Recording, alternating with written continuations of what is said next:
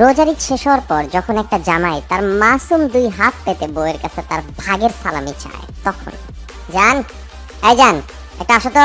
কি হইছে? ওই যে আমাকে একটু হিসাব দাও, কে কত টাকা করে দিছে, তারপর আমারটা আমাকে বুঝাই দাও। কিসের কে কত টাকা করে দিছে? আরে বাবা, ঈদের সালামের জন্য তোমাকে নিয়ে গেলাম না, দাদা দাদির বাসায়, চাচির বাসায়, তারপরে যে ফুপার বাসায়, আরো যে সব আত্মীয়দের বছরের পর বছর খোঁজ নেই না তাদের বাসায়, তো ওরা সবাই সালামি দিছে না, তো ওদের ওই সালামের হিসাব দিবা না আমাকে? ও, তোমার দাদা দাদি দিছে তো 5,000 টাকা। বাহ, তাইলে 2,500 টাকা আমাকে দিয়ে দাও, দাও দাও, এখনই দাও। আরে বাবা, 5,000 তো আমাকে দিছে, তোমাকে তো দিছে মাত্র 500। 500 মানে কি বলতেছে এগুলা? আর চাচি, ফুপা ফুপি, বাকি আত্মীয় স্বজনরা দেয় নাই? ওরা তো দেখছি বেশি দিছে, ওদেরটা দাও।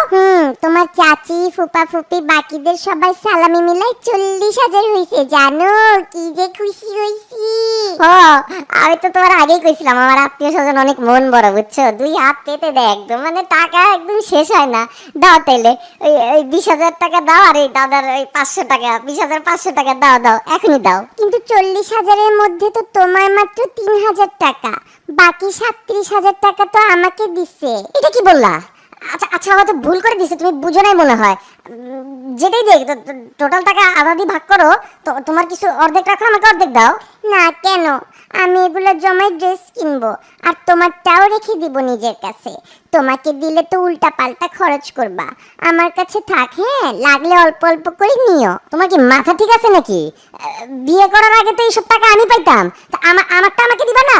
আরে বাবা, তোমার আর আমার কি আবার বলো, আমাদেরই তো সব, নিও যখন লাগে। মানে কি? তোমারে বিয়ে করে তো বিশাল লসে পড়লাম।